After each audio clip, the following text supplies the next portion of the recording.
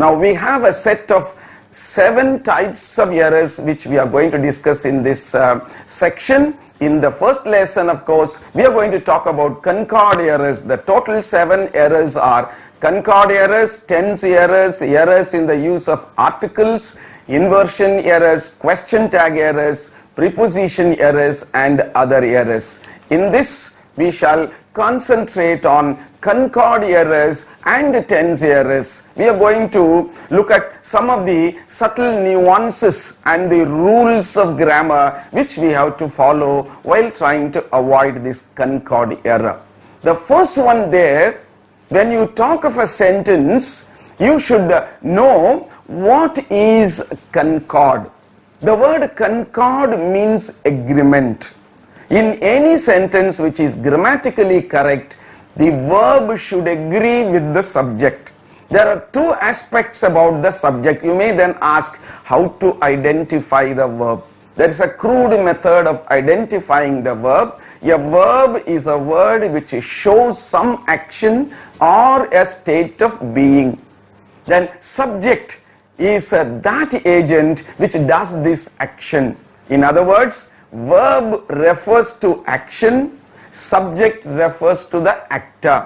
Now the sentence should be in such a way that the verb should always agree with the subject. If the subject is singular, the verb should be put in accordingly, and if the verb is in plural form, the subject is in plural form, the verb should also agree.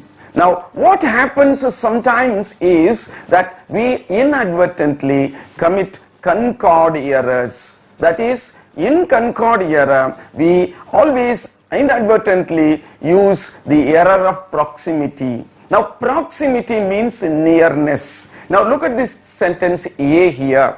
The list of spare parts were very long. Now here the verb is were. The subject is, popularly people think that the subject is parts. But parts is a plural word, no doubt, but it is not the subject. Remember, the verb should have concord only with the proper subject of the sentence and not with any other word. The correct and proper subject of this sentence is list, which is 3rd person singular. Therefore, the verb should be was very long and not were very long. Look at the next question. The quality of mangoes were not very good. Again there is an error. Mangoes is a word which is plural, but it is not the subject of the sentence. The subject is quality, which is 3rd person singular. Therefore, instead of were not good, we must use was not good. Now this is the first topic, first point of avoiding concord error. That means avoiding the error of proximity. Now we come to concept 2, where there are 2 singular subjects which are joined by and. Now if the nouns refer to one idea to the mind, or if they refer to the same person or thing, then the verb is singular. Look at the first example here. Shashi and Shyamala is sisters. Shashi is one subject which is singular. Shyamala is another subject which is also singular. They both are connected by the conjunction and therefore the subject becomes plural. Therefore the verb should be Shashi and Shyamala are sisters. 2 and 2 makes 4 again is wrong, because 2 is a singular subject. The word 2, another 2 that is also singular, they are connected by and that makes the subject plural. If it is plural, it should be make and not makes. Now in this there are 2 singular subjects joined by and. When referring to a single person, honor and glory are his only reward. You may say that here also we have 2 subjects. Obviously, honor is the first subject, glory is the other subject, and though and is used here, now honor and glory, they are looked at as one identity, one quality. Therefore, you must use a singular verb. honor and glory is his only reward. You must be able to understand the difference, this subtle difference between these two usages. The novelist and the poet are dead. Now if the novelist is a different person and if the poet is another person, then you can use are.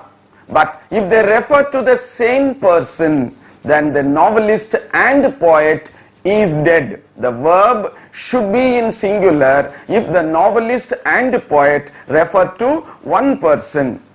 Now we move on to concept 3, where two subjects are joined by with, or, as well as. Now if they are joined by and they refer to two different subjects, we'll use a plural verb. But if they are used by with as well as, in that case, look at this example.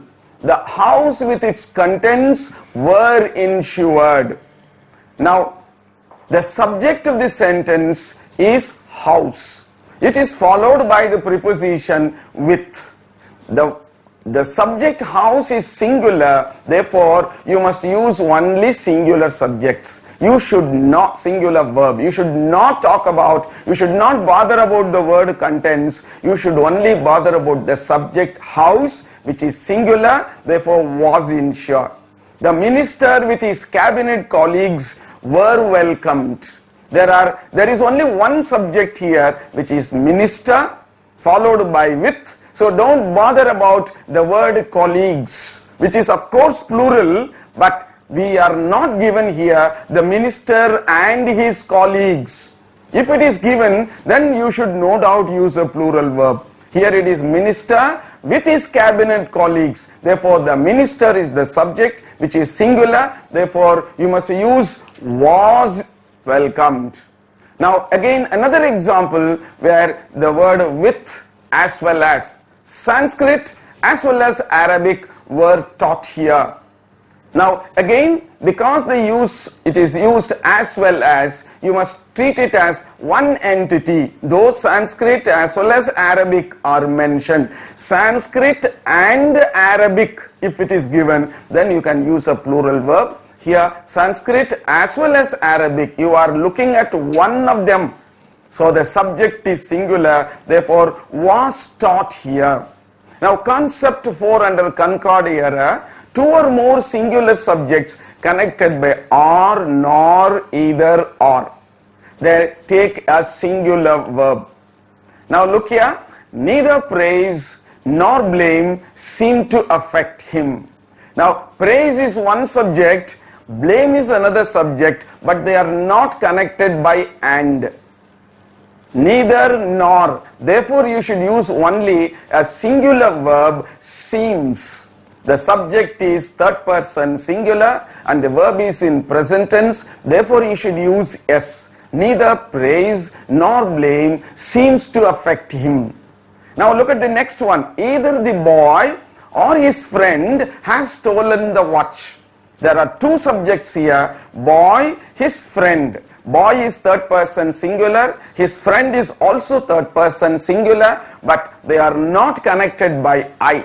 And if they are connected by and, of course you will use a plural subject, but again they are connected by either or, therefore you should use a singular verb, has stolen. The boy and his friend, if it is used, then you may have to use have. Here it's or, either or, therefore the subject should be treated as singular and the verb should be chosen accordingly. Again, two or more singular subjects connected by or, nor, either, or, etc. Next example, no nook or corner were left unexplored. Because it is used or, we should again take, in spite of the presence of nook as well as corner, they are not connected by and, therefore you should use a singular subject. That's why no nook or corner was left unexplored. Now in the next sentence D, every one of the boys love to ride. Now boys is a plural word, we are not worried about it. Everyone, we are referring to a particular everyone, therefore that is singular. Every one of the boys loves to ride. Now in the next example, Many a man have succumbed to this temptation.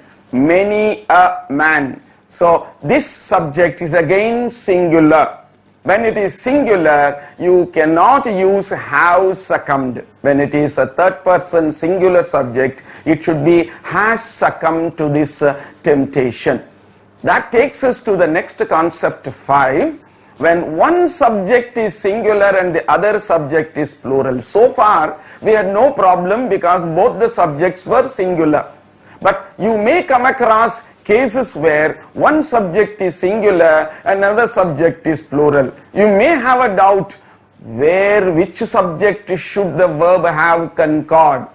Now, in such cases, the verb, according to the rules of grammar, if one subject is plural and another subject is singular, the verb should have concord with the closest subject.